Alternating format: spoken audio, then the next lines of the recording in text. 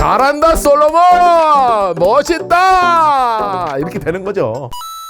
자, 우리가 솔로몬에 대해서 본격적으로 하나하나 파헤쳐보고 있습니다. 우리가 지난 시간에 공부했던 것처럼 솔로몬이 세자 책봉을 받았는데 정말 의외의 인물이 바로 솔로몬이었던 거죠. 다 같이 아도니아라는 인물이 왕이 될 줄 알았는데 말이죠, 솔로몬이 된 거예요.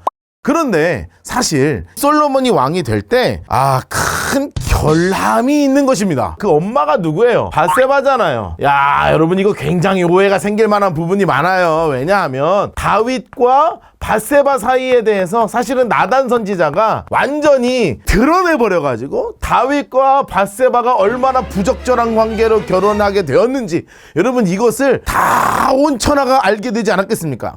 이 아들이 누구냐면 솔로몬이었던 거예요. 이 솔로몬이가 말해요, 왕되기 1년 전에, 그러니까 요놈이 10대 때 나가서 사고 쳐서 난 아들이 바로 누구였냐면 르호보암이잖아요. 여러분, 이거 우리가 얼마든지 오해할 수 있는 여지가 있지 않겠습니까? 그 엄마의 그 아들내미다. 여러분, 그러니 이 나라의 흥망성쇠를 어디 이런 불경건한 집안에 넘길 수 있겠는가?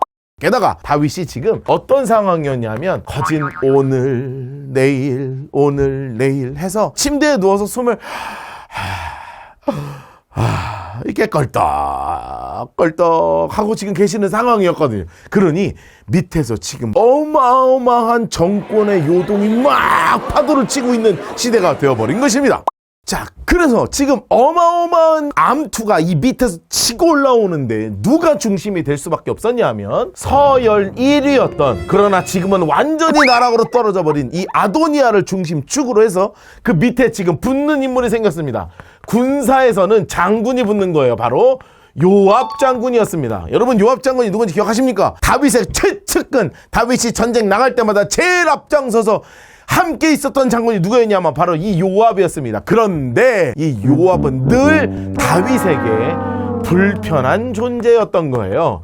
이스라엘의 중요한 것은 정치와 더불어서 종교가 중요하죠. 그래서 그 종교의 수장이었던 그 당시의 제사장이 누구셨냐면 아비아달 제사장이었습니다. 여러분, 이 아비아달 제사장께서 솔로몬을 도저히 나는 납득할 수가 없다, 이런 마음을 탁 먹고 이분도 아도니아로 딱 붙은 거예요. 여러분, 이거 구세력이잖아요. 예전부터 가지고 있었던 기득권 세력이었단 말이에요. 그런데 이에 반해서 솔로몬은 여전히 어린 상황이었습니다. 본인이 뭘 할 수 있는 상황이 아니었어요. 그래서 그의 어머니가 굉장히 중요한 역할을 하죠. 왕후였던 밧세바입니다. 열왕기 상을 볼 때 이 흐름을 보면 너무너무 재밌게 볼 수 있는 거예요. 자, 보세요. 그 밑에 당연히 장군이 붙겠죠. 군대 세력이 붙는데 이 군대 세력은 그 당시에 용병대장이었던 브나야가 딱 밑에서 붙어서 장군으로서 군대 세력을 지금 결집하고 있는 중이었습니다. 게다가 제사장으로서는 누가 붙었냐면 사독제사장이 붙은 거예요. 사두개파라고 들어보셨어요? 예수님 시대? 그 사두개파의 시작이라고 불리우는 이 가장 위대한 제사장 중에 한 분이 사독제사장이 붙는 겁니다. 마지막으로 선지자께서 한 분 붙으시는데 나단 선지자였습니다.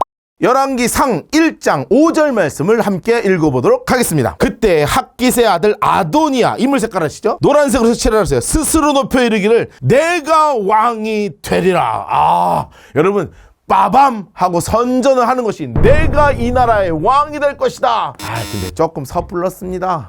7절 보겠습니다. 아도니아, 인물 색깔 하시고 수르의 아들 요압, 게다가 그 밑에 제사장, 인물 색깔 아비아달, 이 기득권 세력이 아도니아를 지금 왕으로 만들기 위해서 작전을 짜고 있는 것입니다. 주변에 있는 모든 사람들을 다 끌어모아서 이제 본격적으로 쿠데타를 벌이기 위해서 지금 준비하는 거예요.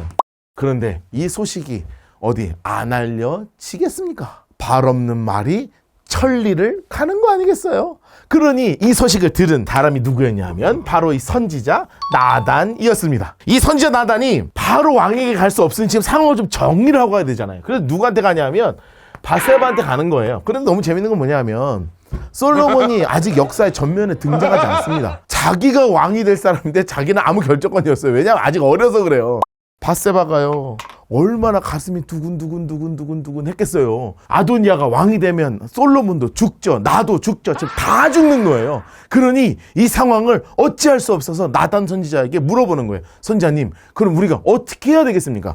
나단 인물 색깔 하시고요. 솔로몬의 어머니 밧세바 인물 색깔 하도록 하겠습니다. 이르되 학기스의 아들 아도니아가 왕이 되었음을 듣지 못했습니까? 하면서 아도니아가 쿠데타를 일으켰음을 밧세바에게 알려주고 있는 것입니다. 12절 보세요. 이제 내게 당신의 생명과 당신의 아들 솔로몬의 노란색으로 해놓으세요. 생명을 구할 계책을 말하도록 하소서. 나단이 얘기하는 거죠. 먼저 들어가서 상황을 얘기하십시오.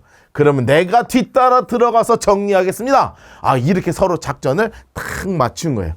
밧세바가 보통뿐이 아니지 않겠습니까? 가자! 도포를 착 내리고 착 걸어 가는 거죠.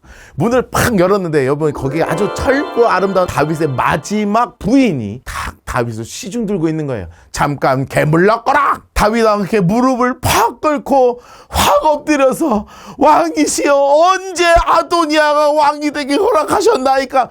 아니 근데 생각해보세요. 지금 다윗이 뭐 알 정신이 하나도 있어요. 이 밧세바가 흥분해가지고 막 앞뒤 없이 막 얘기하니까 아이고 시끄럽다 도대체 뭐라는 거야 하는 그 순간에 누가 들어오는 거냐면 나단 선지자가 문을 탁탁탁 두드려서 쫙 열고 나단 선지자가 입장을 쫙 하는 것입니다. 그리고 나서 사태를 정리해서 이야기하는 거예요.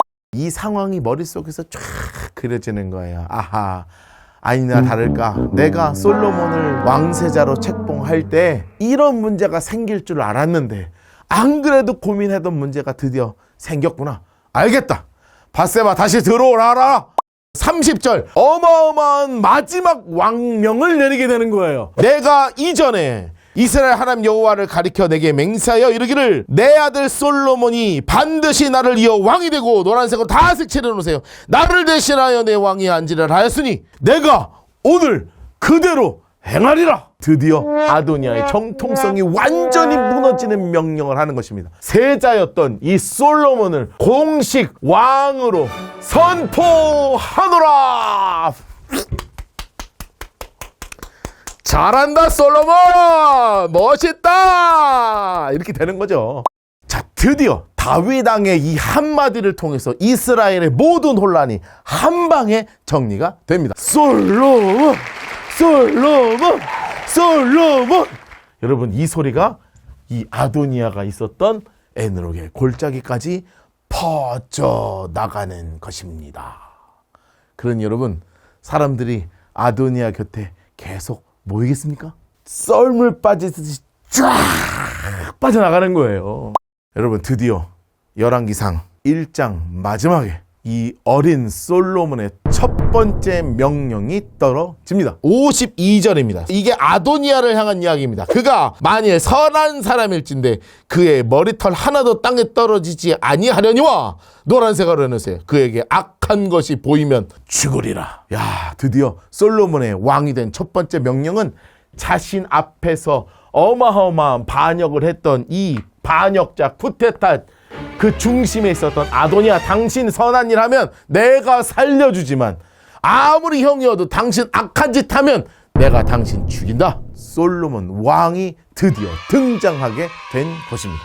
여전히 다윗 왕의 마음 중심에는 이 어린 나이에 왕이 되어서 내가 1년, 2년이라도 더 살아서 이 녀석을 잘 가르쳐야 되는데 아직 멋모르고 날뛰는 이 어린이를 내가 어떻게 할 것인가. 솔로몬을 불러다가 유언을 하게 되는데 그 유언이 어떤 철저한 유언이었는지를 우리 다음 시간에 함께 공부하도록 하겠습니다. 오늘은 여기까지 끝!